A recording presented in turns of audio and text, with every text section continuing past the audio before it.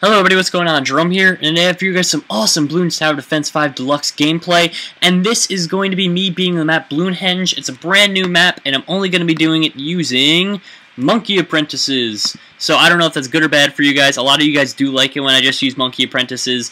I don't know, this is just a new strategy that I'm going to be using, and hopefully it works out well. I've used it a couple times beforehand, and it seems to have worked fine for me, so let's just see what happens, and hope for the best here. So anyway, guys, let me just talk a little bit about the map and everything like that, and then move on to what I'm actually doing in the game, and what I think about Bloonhenge Tower Defense 5 Deluxe as compared to number 5, just normal. So basically, this is a brand new map called Bloonhenge. It wasn't a remake of anything from Bloonhenge Tower Defense 4, and it's not available on Bloonhenge Tower Defense 5 normal, the in-browser version. So that's just kind of a little tidbit about it. The reason I say it's not in Bloonhenge Tower Defense 4, because I know it's weird how I jump between games, is mostly just because of the fact that they actually remade, I think it was 2 or 3 maps from Bloonhenge Tower Defense 4 for the extra maps in this, which personally I don't have a problem with because they chose some really good maps for it and I enjoy it, but this one is brand new and fresh and I like that a lot about it. A little bit about where you could place towers now as well, because it's a very important part of the map, is you could place towers on this little center platform anywhere you want on it pretty much, except for the ridge of it, so you can't do it there, but you can do it on top. You can't, however, place it on these gray stones. So that's basically how the map is set up. Everywhere else is fair game. You can place it here, here, here, wherever you want, just not on the gray stones. And the center platform, surprisingly, is actually okay.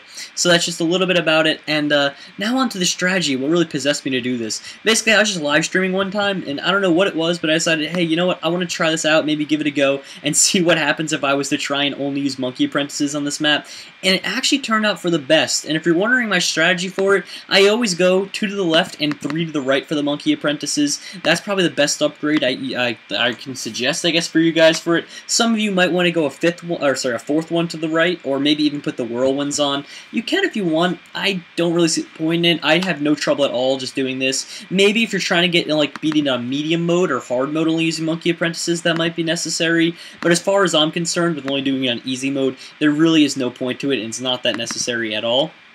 So that's always just a plus. Now, right here, what I think about Bloonhenge Tower Defense 5 Deluxe as compared to number 5, I think it's worth it. And $25 is a pretty heavy expense, I will say that much, for a game that, for the most part, is an expansion pack. But as far, that's what I'll call it, basically. The way I think of this as, and you have to respect it as, is kind of an expansion pack. If you think of it as its own game, then you might get a little frustrated with the price just because of how much similar it is to Bloonhenge Tower Defense 5, because it basically is Bloonhenge Tower Defense 5. In fact, a lot of you guys probably see no difference besides a new map, and to be honest, that's the only difference you guys would have seen so far. But the thing is that it does have a few differences to it. For instance, it has a couple more special agents. It has, I think, 4 or 5 new maps. It has a couple new special missions, some more daily challenges, as well as just random challenges mixed up in there. It has non-in-browser version, so you don't have to have internet connection to play, which some people, that's not a big deal. To others like me who like to play it on the go, that's kind of a big deal. It's pretty cool to me that they have that now, so I can play this, you know, if I'm in the car or something like that and I'm bored. So for me, that's really worth it. For some of you guys, you're like, what the fuck, I don't care. So that's just personal opinion there. And also, finally, the premium upgrades, you can get them using Monkey Dollars now instead of actually paying to get Ninja Kiwi coins. The thing is, though, you could also say respectively is that you paid for the game. That's why it doesn't cost any money, which I will say is a true fact. You know, you're kind of right there. So in a way, if you are someone who would get all the Ninja coins in the first place to pay for all the upgrades, you're kind of in a way, I guess, saving your money if you were to buy this. So I don't know. Personally, that's just what I think about it. And of course, there are people that disagree with me. And for the people that are less intense about this game, I'd highly suggest not paying for it. But, you know, playing the in-browser version, it's still just as much fun.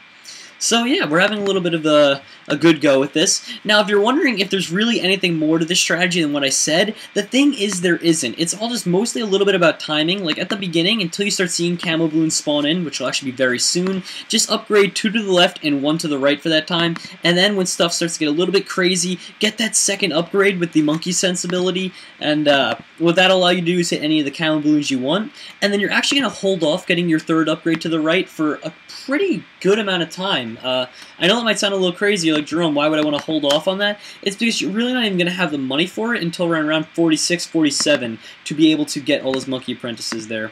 Now, right there, I wasn't paying attention, but this is right where you're going to need to get yourself those abilities online. So there you go. Get that magical hat going so you can get hit the camo balloons hard. And yeah, so the reason why you wait that long is mostly because you don't have the money to actually be able to upgrade it to the third ability, and also you'll have enough for like one of them, but I always keep that money stored up for a rainy day, just in case they try and break through, or this, you know, some kind of weird situation going on where I might need the money. I just keep it there in case something happens and I need road spikes, or I need to put a new tower in, anything like that really. So I guess my rainy day fund, I'll call it. And that's what I always keep him around for. So now, one really good place is this little plateau here. I know I said you could put it here, but I didn't really emphasize how powerful it is. Place it right here, and just take a look at the AoE, like where it can hit. I'll just fast forward it while I'll show you in pineapple terms. You come around here, and you can hit all of that area. That's insane. That's such a large AoE. So I personally, I like that a lot, and that's what I always do. I always put at least one guy up there. And to be honest, you could probably set him up there as your first tower, and you might not have as much trouble. I set this guy here just so that he can get a couple of chain effects. Like when he shoots a bolt out, it'll hit through a bunch of them and just hit like maybe 5 at a time, as opposed to just getting 1 for 1 for 1, and then that just being boring. So that's just what I do. You don't really have to do that necessarily, but you know, that's just a good strategy that I always say will work fine for you. Here we go. So we're setting up fairly nicely now. Basically, at this point on, you're going to fast forward for the most of it and not have any trouble until around 45 is where things start to get a little bit shaky for you. So that's when you want to try and straighten yourself out, I guess you could say, get everything going again, and hopefully things will turn out in your favor in the end. So let's see. There we go. Yeah, once again, the rounds on these maps, they're really not bad at all, so you should be fine. Alrighty, so here we go now. We're on round 35 of 50, and we are not doing that bad at all. Now, once again, just make sure you're staying up to date with your towers. Don't forget to place them when you get the money to, but really there's no rush. Things will start to fall into place. And if you just look, I did just unlock a new map because I'm only ranked 33 on Bloons Tower Defense 5 Deluxe. Unfortunately, levels don't transfer over, and I'm level 69 on BTD5 on the PC, or sorry, on like, you know, the in-browser version. I'm level 50 on my my Windows version of Bloons Tower Defense 5 Deluxe, and I'm only level 33 on my Mac version. Right now I'm filming off my Mac version. I really only live stream off of my PC version, but that's just, you know, kind of my own little thing. I guess you guys don't really need to know that information. But yep, so if you're wondering why I'm not as leveled as I usually am when I do these, that's the reason. So I have to regain all my levels, and for those of you who think it might be frustrating, it's actually kind of fun to be able to unlock things again. It's kind of like when you get to the point where you've beaten Pokemon, and you're like, I mean, it's getting kind of boring, and you just restart the game, and you lose everything. As weird as it sounds, like, a lot of people find it annoying, but there are those few people like me that actually enjoy just getting rid of the whole save file and just starting over from the beginning again. So I'm one of those people. Now, right now, your setup is fine. You have all the monkey apprentices that you will ever need, and you should probably focus on saving up that cash for what I was telling you about before, upgrading 3 to the right, because it's not cheap.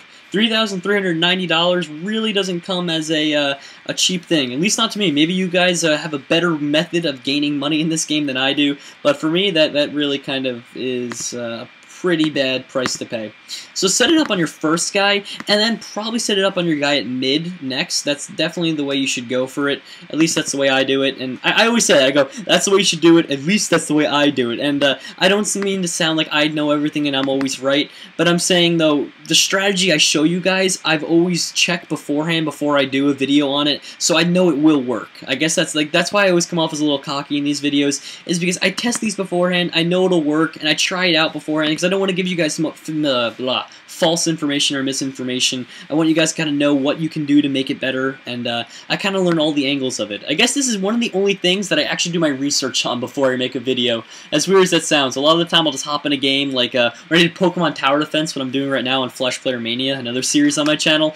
I just kind of hopped right into it, didn't really think anything at all about it, and I just went. I'm like, fuck it, let's go. And I didn't think a thing about it, and I was asking for people for help along the way, and I know for a fact I'm going to ask people for help even further on in the game.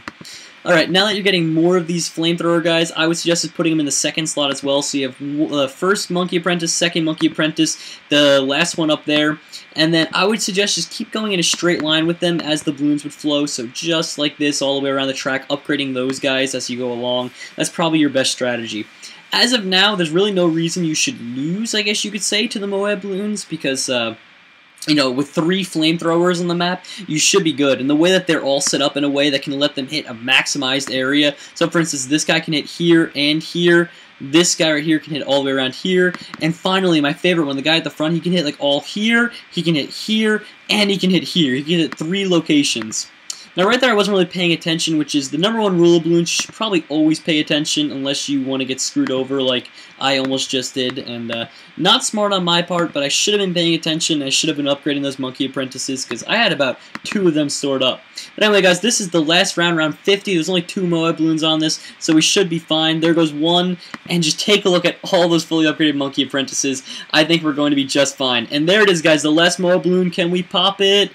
There we go. So thank you all for watching. Hope you all enjoyed. If you did, be sure to subscribe and check out my other content. I'd love to have you guys aboard as subscribers, and I hope you guys enjoyed this Monkey Apprentice only strategy. Stay tuned because tomorrow I'm going to show you guys how to beat a mission only using the balloon chipper and road spikes. A really hard task to do, but hopefully you guys will enjoy it. So thank you guys and have a good night.